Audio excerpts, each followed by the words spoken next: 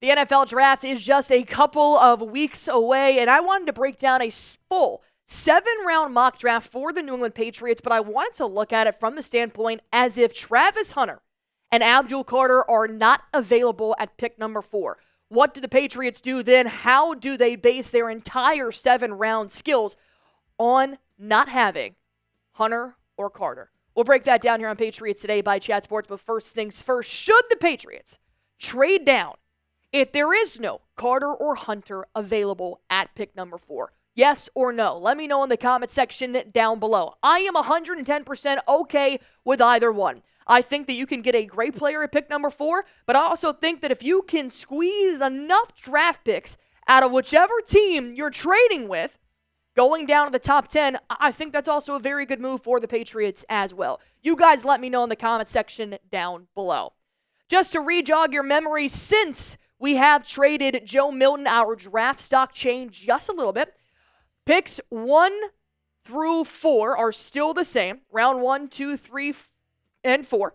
But now, round 5 and 7 had changed just a little bit because of Joe Milton. We gave away one of our 7th round picks, and in return, we did gain round 5 pick number 171 via Dallas. Still giving us 9 total picks in 2025. So, round 1, pick number 4, if Adbul Carter and Travis Hunter are not on the board, I am selecting Will Campbell, the offensive tackle from LSU. I do think that he will be pushed to the left side, the tackle from the guard position, if he does play for the New England Patriots. And right now, DraftKings and sportsbooks out there are saying that Will Campbell is the favorite for the Patriots with pick number 4. They're also speculating that Travis Hunter will go to the Cleveland Browns and Adbul Carter will go to the New York Giants. I'm not mad at this pick at all. I do think that Will Campbell is probably your best option at number 4. And I know that we need an offensive tackle like a fish needs water so bad on the left side.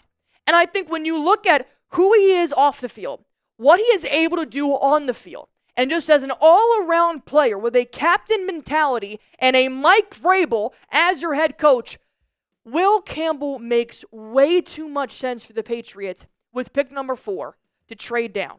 It does. It's very unfortunate. But also, I think the Patriots got an absolute steal and probably the best pass blocker in the NFL draft. Jeremy Fowler even saying, look, he's going to be incredible, all-pro caliber guard. And if he's a tackle, he will be better than at least half of the tackles in the NFL right now off the bat. And I know for a fact he'd be better than Verdarian Lowe.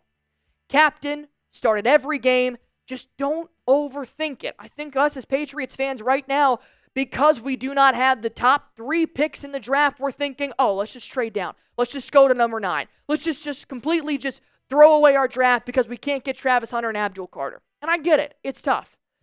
But do not be concerned with his arm length at left tackle. That is just mumbo jumbo. It's the same thing about Joe Burrow. His hands are too small to throw the football. He's one of the best NFL quarterbacks right now. I like Will Campbell at number 4, and I'm staying at number 4 and not trading down. But if I get an offensive tackle with pick number 1, I am going to get a wide receiver with pick number 2. Round 2, pick number 38, Luther Burden, the 3rd from Mizzou. You already have your wide receiver 1 in Stephon Diggs, so why not throw in one of the best route runners in the NFL draft with the kid from Mizzou? 61 for 80, 676 yards. So clearly, he's not putting up the 1,000 yards that should be your wide receiver 1. I think he'd be a really good complement to a guy like Stephon Diggs. Not to mention, 3 drops in 61 catches. I think he would have a really good opportunity to mesh very well with Drake May early in preseason, in training camp, and OTAs, and maybe even give Jalen Polk and Javon Baker some run for their money and make them step up their game as well. He'd be a very good pairing with Diggs when you know that he is going to get probably 75% of the passes from Drake May. Why not throw in a phenomenal route runner who knows how to get past defenders, has great speed, and add him to your wide receiver core? I'll ask you guys this. Patriots should draft which wide receiver in round 2? Let me know in the comment section down below. Just, ignore all that hubbub there. But which Patriots wide receiver should they get in round 2 if they take Will Campbell in round 1. Well, let's go to round number 3, shall we? I'll take Jalen Noel, the wide receiver, with pick number 69 as well. I actually really like the idea here of adding a wide receiver early in round 2 and then early in round 3. With a guy like Noel, you are getting your 1,000-yard receiver that possibly you couldn't get with the Luther Burden. 80 receptions, 119 yards, 80 receptions, 119 targets, 8 touchdowns with only 4 drops. You are getting an absolute speedy wide receiver for a steal at round number 3. A lot of teams are going to be interested in a guy like Noel. And I know that when you've got your offensive tackle issues, the next position you need to really address here in the draft is your wide receiver room. And I do still like Demario Douglas and Hunter Hooper. But my goodness, the Patriots cannot give Drake May enough receivers this year with what he had to deal with last year. I really like the idea of just getting your receivers off the board in the NFL draft, starting to bulk up your depth later in the rounds in day 2 and day 3, but making sure you get some of the best pass catchers in round 1, 2, and 3 that are available. Plus, if you do end up getting a wide receiver with the first pick in the 3rd round, you still have another pick in the 3rd round, thanks to Matthew Judon. I do also know that Jalen Noel visited with the Patriots this week, so clearly they are interested in what that wide receiver could possibly bring, and if you pair him with a Stephon Diggs, maybe even a Luther Burden. But I also do know that last year the Patriots put a lot of eggs in Jalen Polk's basket. And then when that didn't work out, they tried to go Javon Baker, and that didn't work out either. So maybe adding a little bit of injury insurance or possibly just some extra depth to that position, you really can't go wrong with it here. I'm sticking with the offense. I'm going all offense because we did so much on defense in free agency. I think you get young with your offense. And I know that Mike Vrabel wants a running back. So give me round 3, pick number 77 via Atlanta, Dylan Sampson from Tennessee.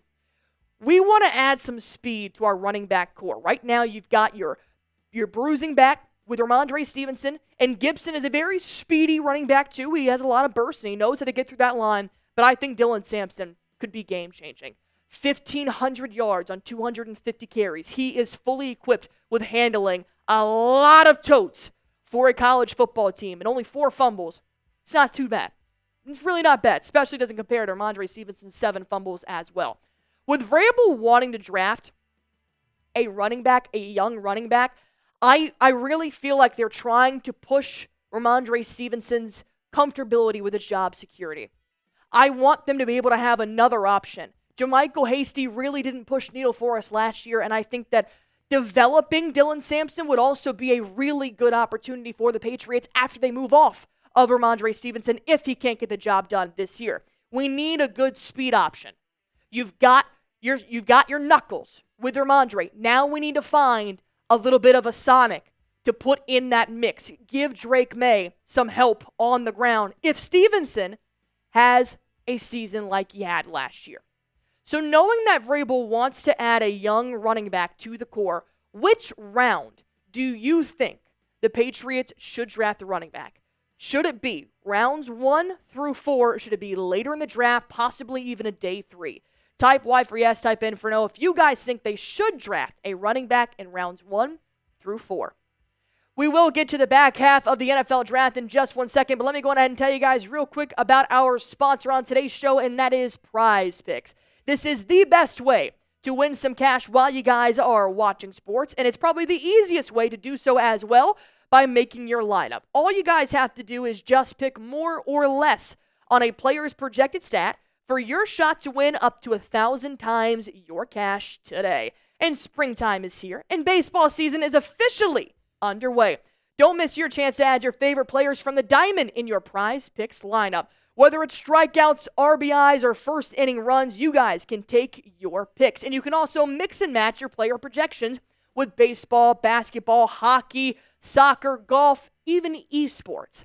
But I'm going to take my season-long projections here of Paul Skeen to have more than 215.5 pitcher strikeouts, and then Aaron Judge to have less than 49.5 home runs. He was off to a very hot start, but it's a long season. Here are my Prize Picks. If you guys want to make your picks for the season-long entries or just a single game lineup, go on ahead and download the Prize Picks app. Use promo code CLNS. This will give you guys $50 instantly when you play your first $5 lineup. Download the Prize Picks app. Use promo code CLNS. That'll give you guys $50 instantly when you play your first $5 lineup. Prize Picks. Run your game. Round number 4, pick 106. I will take Jacob Parrish, the cornerback out of Kansas State University. And I know that we did sign Carlton Davis, which was a huge signing to pair with Christian Gonzalez. And you do still have a young guy like Alex Austin in your depth room as well. But I like the idea of still adding to your secondary. I think Jacob Parrish would probably be one of those best available players at round number 4. And start to develop him under Christian Gonzalez. I really don't think you can go wrong with adding a little bit more here to your defense. Especially with the offense, you can also still bulk up the tight end room. I have a little bit of a gripe with drafting a guy like Mitchell Evans, a tight end from Notre Dame, in round 5. And I understand that round 5 through 7, they're starting to fight for their positions when it comes to the offseason. But we also have Austin Hooper, Hunter Henry, and we have Jaheim Bell that we haven't utilized yet, and we drafted him last year. So I don't know how beneficial it would be to possibly add another tight end to that room, but it may be best available as well when it comes to round 5. And I do think that he does have a lot of ceiling that he hasn't reached yet that maybe he could fit somewhere in a Josh McDaniels type of offense. But here's one of my favorite picks in the second half of the NFL draft. Woody Marks, the running back from USC. I like the idea of possibly adding not one, but 2 running backs for the Patriots this draft. And especially if Dylan Sampson is not available, which there's a very high chance that he won't be in rounds 1 through 4 for the Patriots to select, I do think that Woody Marks would be a steal to still give you that speed option with Ramondre Stevenson, but later in the draft to possibly see what else is available and what else you need to bulk up your depth chart. And then, of course, we get to round 7. Welcome to day 3. Round 7, I will bulk up the center position here with Jackson Slater. Right now, you do have Bradbury as your starting center and possibly moving over a guy like Cole Strange, but having more is better with the offensive line and it is less. We learned that last year. Getting a big boy here can really plug the trenches, and he can learn under a guy like Bradbury moving forward. And last but not least, take it with a grain of salt. Might just be best available at this point, but round 7, pick number 238, I will take Mac McWilliams, the defensive back from UCF. Same thing. I like our secondary right now, but depth is more. And when you have Jabril Peppers and Kyle Duggar as well, who's kind of struggling with a little bit of injury from the last year, bulking it up, allowing him to develop with Del Pettis, Alex Austin, it could be another good competition to put in towards your OTAs and your training camps later on in the summer. But I do think rounds 1 through 3 are going to be very important for the Patriots to bulk up those number 2 positions, offensive line and wide receiver. I think depth should be your number 1 factor here towards the end of day 2 and especially on day 3. Now, we did get some studs last year. Obviously, Joe Milton getting picked up there in the 6th round. There could be another possible kicker scenario or maybe a backup quarterback since they did just get rid of Joe Milton. So that can vastly change as we get closer and closer to the NFL draft. But you also have to think that because New England may also make a couple of trades in the offseason, maybe before the NFL draft, you can always use your 2 round 5 picks and your 2 round 7 picks, especially the ones that you have acquired from the Chargers and from the Dallas Cowboys, to use in a trade, possibly like a Tyreek Hill or Breece Hall trade. So it doesn't necessarily mean that those are set in stone just yet either.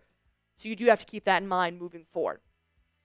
Overall, go on ahead and grade this mock draft for me, A, B, C, D, or F.